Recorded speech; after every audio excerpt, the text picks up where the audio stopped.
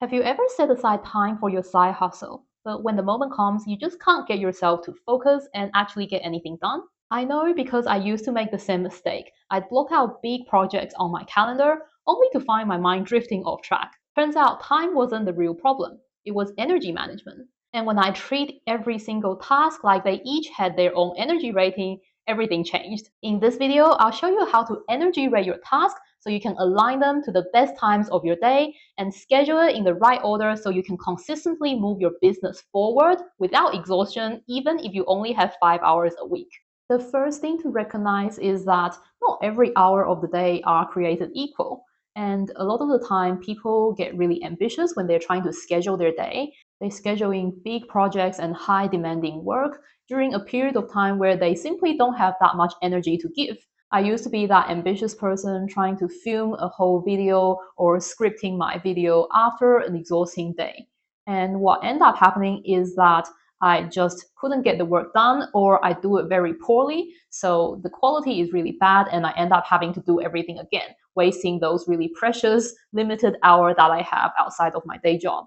And your energy level is naturally going to change just depending on how much sleep you had last night or how much work and stress you were put through during your work. So the key to not waste those limited amount of spare time outside of your job is to really understand how much energy you have left and what exactly is required of those tasks. And that leads to my second point, which is to energy rate your task on your to-do list. So this could be content creation, writing a blog, writing a post, even structuring your videos, or it could be learning a new skill. Maybe you're trying to learn editing, or you're trying to learn how to talk to the camera. So just like the electrical appliances you have at home, they have an energy rating. I do this to all of my tasks, whether it's editing a video or scripting a video. I give them a score from 1 to 5 based on how energy intensive they're going to require of me. A score of 5 being the most high intensity, cognitively demanding task, and 1 being the least. So it's going to look a bit different for everyone based on your skills, strengths, and weaknesses. But for me, filming and scripting video is in the 4 or 5 range. So this is my red zone. Then I have my medium intensity work, which are in the yellow zone. These tasks usually score between 2.5 to below 4 points. So these are things like building systems and procedures for my own workflow. It could be learning to use a new platform, a new tool.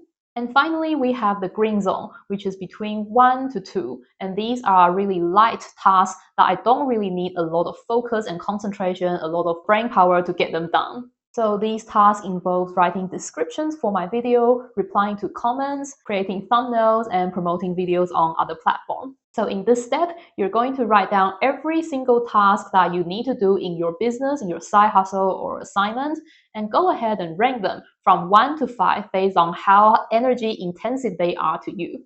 Now we're going to strategically allocate those tasks to the hour that best match those energy levels. On your typical day, what are the times that you feel most focused and most highly alert? For me, it will be in the morning when I wake up. There is nothing distracting or pulling my attention. It's a bit difficult for people like us who work a day job. So it's going to be hard for you to schedule in a lot of time in the morning to do those high energy intensive work. But if you can, try to schedule 1 hour before you have to go to work and see how that affects your output. Even if it's only 30 minutes before work, I find that I can usually think of better ideas and talking points to incorporate in my video than when I try to do this after work at nighttime. I also take advantage of my lunch break at work, so I would have my phone and try to jot down any ideas that come to mind because even during that period, those energy level is still much higher than after work when I get home. And by the time I get home, I like to schedule in a recovery period where I do things that are lighter and less cognitively demanding. This can be watching tutorials or educational videos on how to grow on YouTube, creating thumbnails, or replying to comments. And I find when I do those tasks, it naturally eases me into the more demanding tasks, like learning how to use AI to build systems and procedures, streamlining my workflow, and getting things done in a more structured way. So now go ahead and schedule your tasks that you've rated based on their energy intensity and schedule it into your calendar. If you don't know what time of the day you are at your highest concentration and energy level, then just give it a go. Try scheduling your high energy tasks in different times of the day and see how you feel when you're doing those tasks. Does it feel like a breeze when you are doing those tasks, or is it really difficult for you to focus and your mind is just scattered and everywhere? It's going to be a bit of a trial and error. It certainly is for me. I didn't think that it would have such a big impact on how much I get the work done, but it made a huge difference in how much quality work that I was able to get done when I schedule them according to my energy level. But this next technique that I want to share with you is such a game changer. It increased the amount of time that I was able to maintain my energy before I hit fatigue.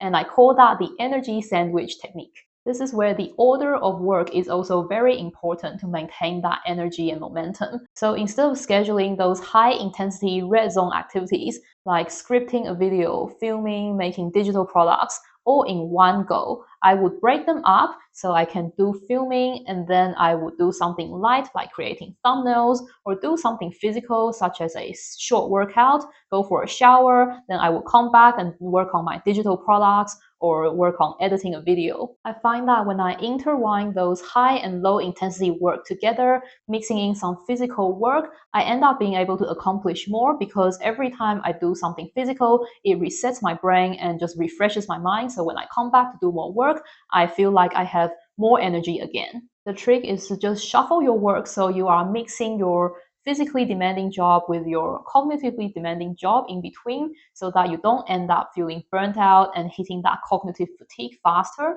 because you are literally resetting your brain and mind when you are doing something physical and letting yourself to rest so that when you go back to work on that cognitively demanding task, you feel like you've already rested and you're ready to start fresh. And one way to maximize your energy is by building systems and templates for those repetitive tasks.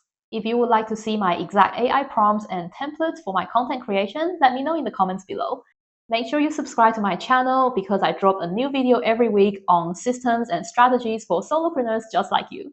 Thank you so much for watching and I'll see you next time.